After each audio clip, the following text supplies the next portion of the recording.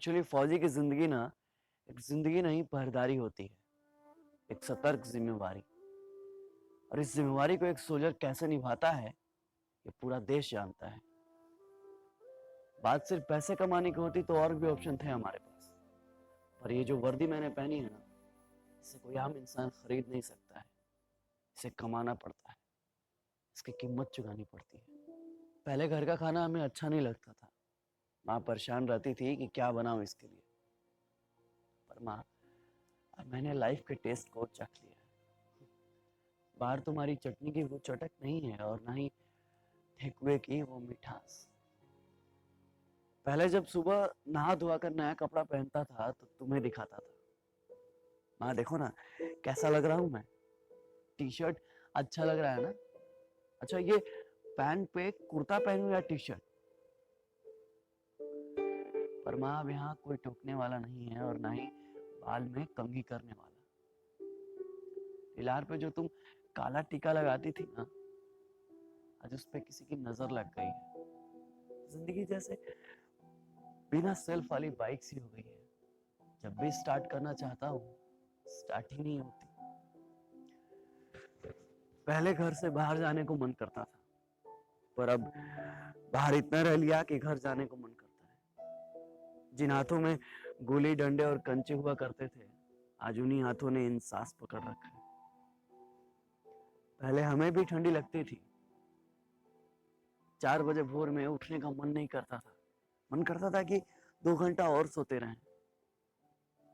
पर अब सब एडजस्ट कर लेते हैं। हम भी उठ जाते हैं मॉर्निंग में जब सभी अपने मीठे ख्वाबों में सपनों में सोए रहते हैं। सेविंग भी कर लेते हैं ठंडे पानी से। बिना गाल का परवाह किए हुए रगड़ते रहते हैं जिलेट से। माँ आजकल हम वहां रहते हैं जहाँ कोई नहीं रहता।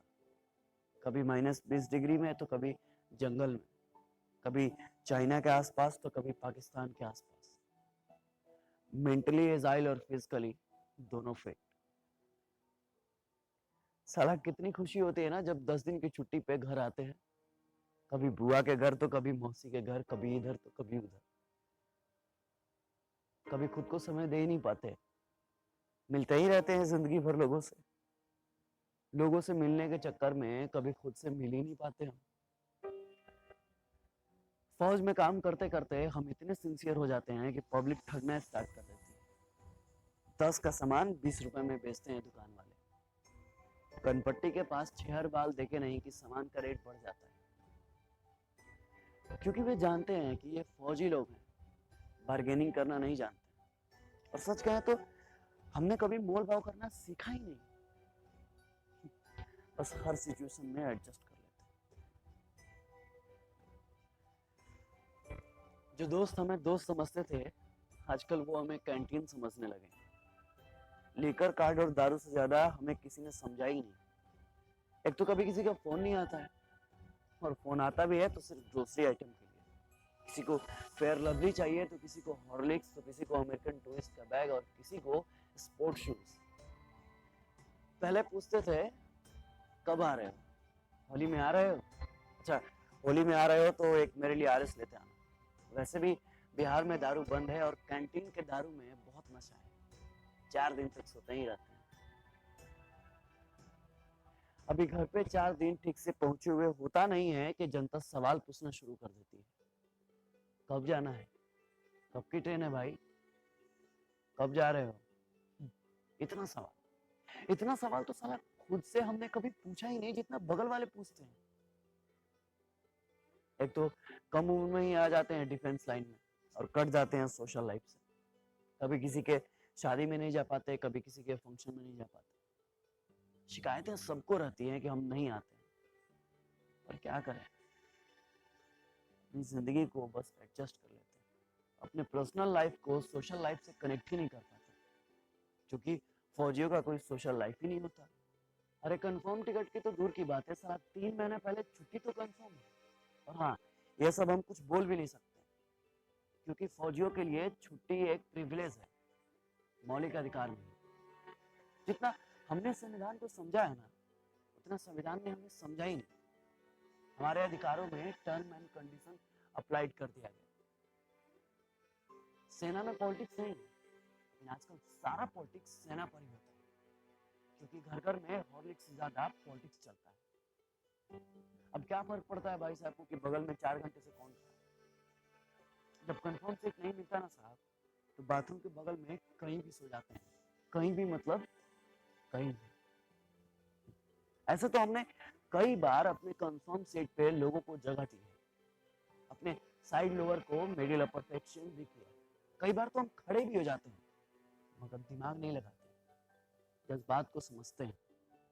आपको क्या पता है कि सुबह 10 बजे जब बिना लंच कराए शाम 4 बजे पुरानी दिल्ली से तिनसुकिया जाने का ऑर्डर आता है, तो ये भी नहीं पता होता है कि ट्रेन है या नहीं है, तो समय है या नहीं।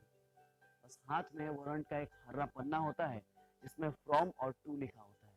ये नहीं लिखा होता है कि किस ट्रेन से जाना है और ये रहा आपका कंफर्म सीट नंबर। बस चल देते हैं जय हिंद बोल के। हम आपसे आपका सीट नहीं मांगते, थोड़ी सी कोऑपरेशन मांगते हैं, थोड़ी सी उम्मीद मांगते हैं, बस थोड़ी सी दिल में जगह मांगते हैं, फौजी समझकर। क्योंकि फौजियों के लिए तो सारा मुल्क अपना है। ये थोड़ी सी सिंपैथी ना किसी एलोपैथी से ज्यादा काम करती है साहब। इसलिए अपनों से गुजारिश है कि अपनों के लिए अब कभी भी ट्रेन के या बाथरूम के कहीं भी कोई फौजी भाई मिले ना, बस दिल के कहीं कोने में थोड़ी सी जगह दीजिएगा। जय हिंद, जय Bharat. If I die in a war zone, box me up and send me home. Put my medals on my chest. Tell my mom I did my best. Tell my dad not to boo. He won't get tension from me now. Tell my bro to study perfectly. Key of my bike will be his permanently. Tell my sister not to be upset. Her bro will take a long sleep after sunset.